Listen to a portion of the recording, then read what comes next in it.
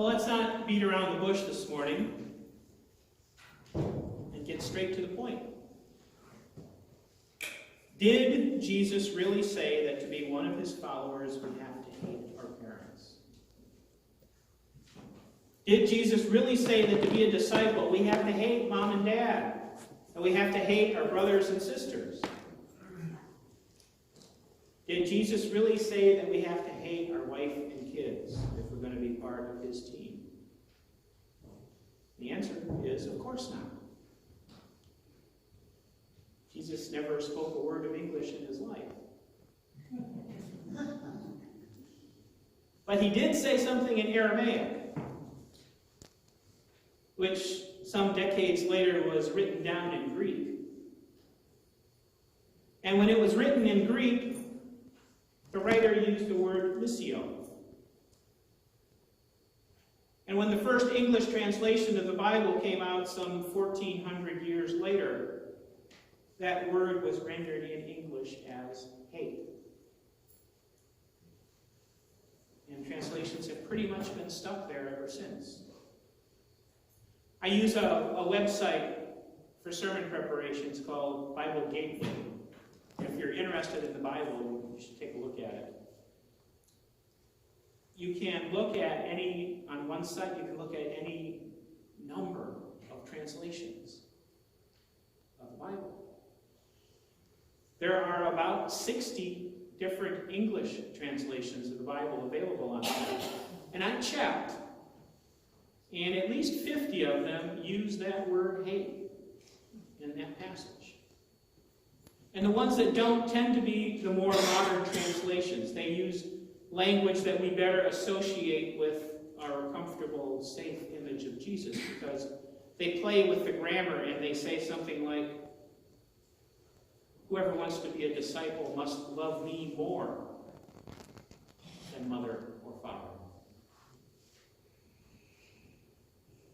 And I guess that's some comfort, but even with the edge dulled that way, it kind of still means the same thing. If you want to be a disciple of Jesus, you have to put him first. Everything else second. And when I was thinking about that this week, I thought about Great America, or Disneyland. Those are the only two parks I've ever been to. But if you go there, I'm sure you have, you will see on the rides, many of them at least, will have this sign somewhere toward the front that says, you must be this tall to ride. In Luke 14:26, what Jesus is saying is, you must love me this much in order to be a disciple. If you want to be on my team, if you want to be one of my guys, you've got to love me above everything else. You got to love me above your family. You have to love me above your own life, your own comfortable, settled life. The things you want, the things you aspire to, must all come second to me. And the unstated line after that is, to knowing that, do you want to sign on the dotted line? Are you ready to be a disciple? That's kind of the million-dollar question for us as followers of Jesus, isn't it? Now, to modern sensibilities,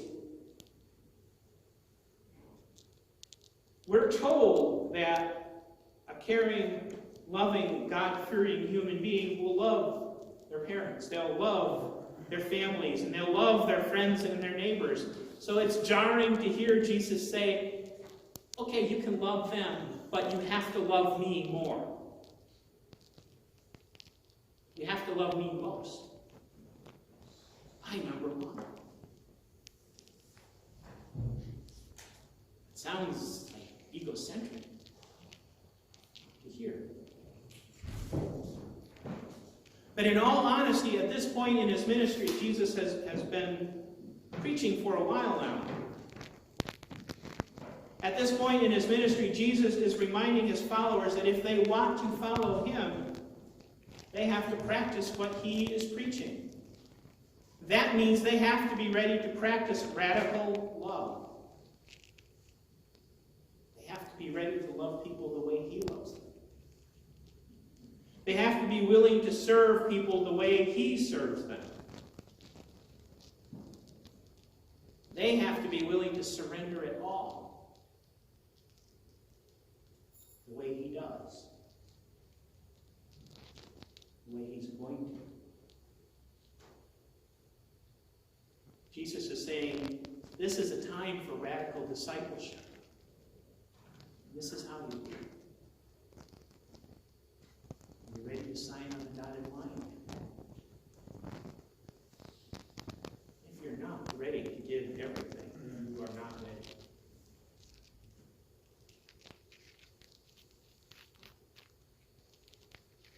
Even setting aside the idea of hating parents and family, that whole statement is kind of unsettling, isn't it? It calls for a certain ruthlessness to self that we can't, or at least should not, commit to lightly. It calls for some serious decision-making. And the more I read this over and over again this past week, and the more I thought about it, I realized that what at first sounded kind of maybe angry or frustrated on Jesus' part is maybe him just being compassionate.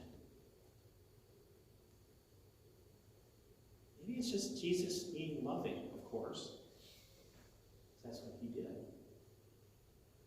But it was him being loving enough to say, look, this is what it's going to cost you. I want you to know up front.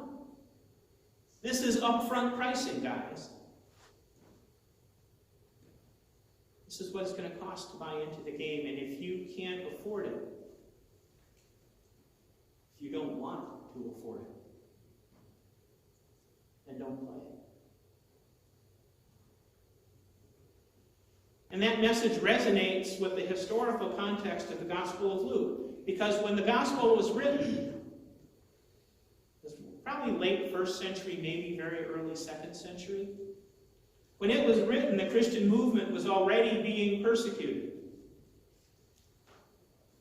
People were being thrown into prison. People were being tortured. People were being killed for the crime of saying they were followers of Jesus Christ.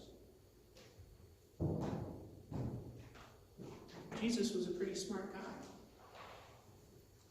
He could look ahead in his own ministry and see how it was going to end. And he could also likewise look ahead and see how things were likely to end for people who followed him wholeheartedly. He was smart enough to know that his followers, at least some of them, were going to suffer. And he wanted them to know that up front, so that there wouldn't be any surprises when the Roman blades were at their throats. So if we think of it that way, we can think, okay, that's cool. I can appreciate Jesus being honest that way. But, that was 2,000 years ago. Things are different now, right? Surely the world we live in is not as dire as it was then. So we don't really have to be quite so grim and self-sacrificial, do we? And if we were to say that to Jesus, I think his answer would be to shake his head and say, man, it's even worse. It's worse now because you're not being persecuted. It's worse now because you're comfortable. For centuries, it's been safe to be a Christian here. For centuries, it was possible to join a church. You show up on Sunday, you put your money in the offering plate. If If you're Methodist, you serve on some committees and bring food. Always bring food. And you do all that and you say, yep, we're Christian. And the church would thrive. How the world has changed. And the world has changed for churches, and the good times are gone.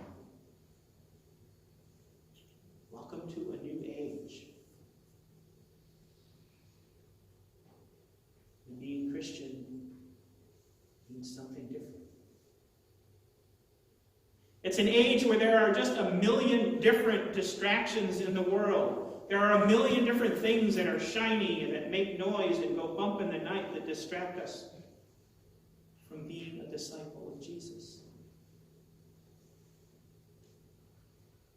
Who here can say that there aren't other things in their life that try to pull them away from being a follower of Jesus? It's an age where we are so flooded by input from the society around us that we have to struggle just to be in conversation with one another instead of talking at one another. That's a whole different sermon. And it's an age where we have managed somehow to offload responsibility for caring for others to the government or to some other organizations, so that we can tell ourselves we don't have to worry about the other guy. That is somebody else's problem that they get paid to do.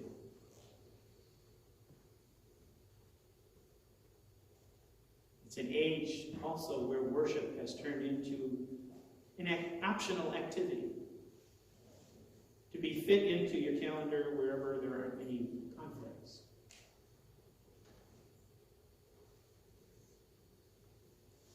And I think that reflects a defect.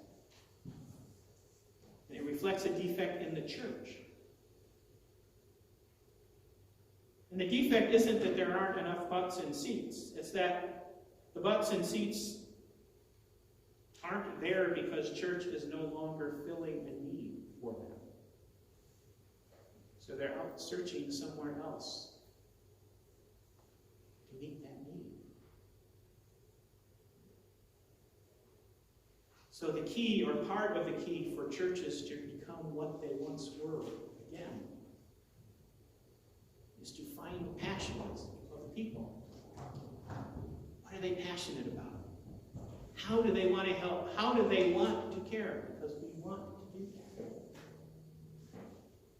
And then find ways to connect people to those passions. And that's how we move toward being true disciples of Jesus Christ. And I know I'm kind of like skirting around a rabbit hole here and wandering. It sounds like I'm wandering. I probably am. What does this have to do with loving Jesus more than everything else?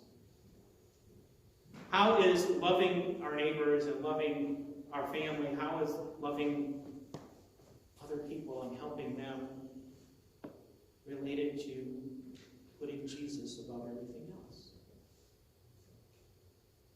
I'm going to play a little theological three-card Monty here. And I wish I had cards.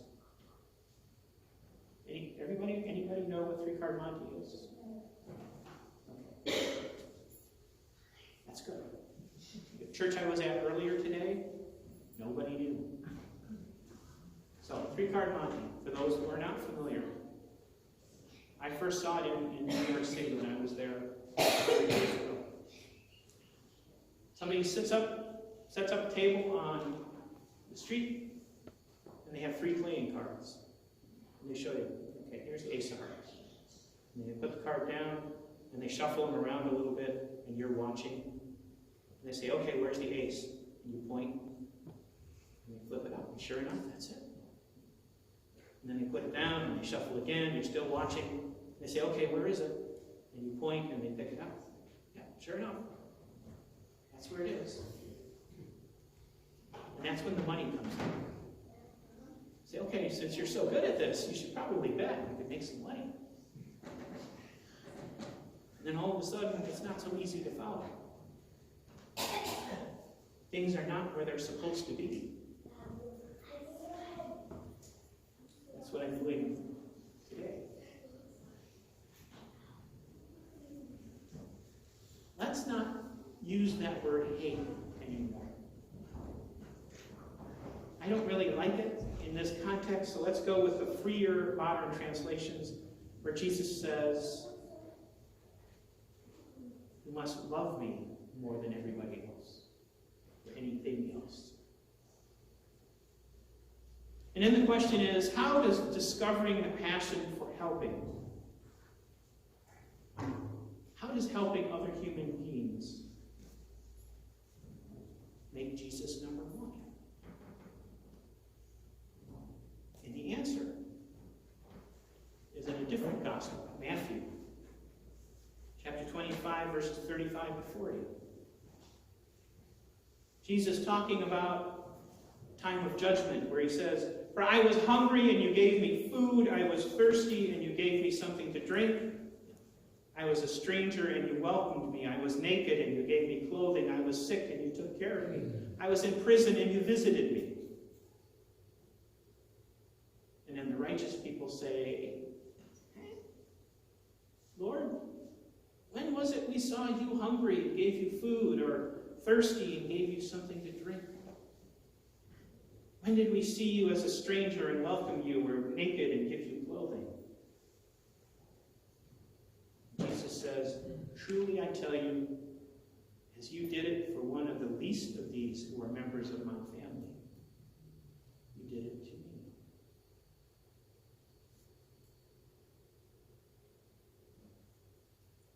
That's where the switch comes. When we sacrifice for others, when we put the needs of others ahead of our own, when we serve someone who needs help, we are serving Jesus. When we do that, we are putting Jesus first.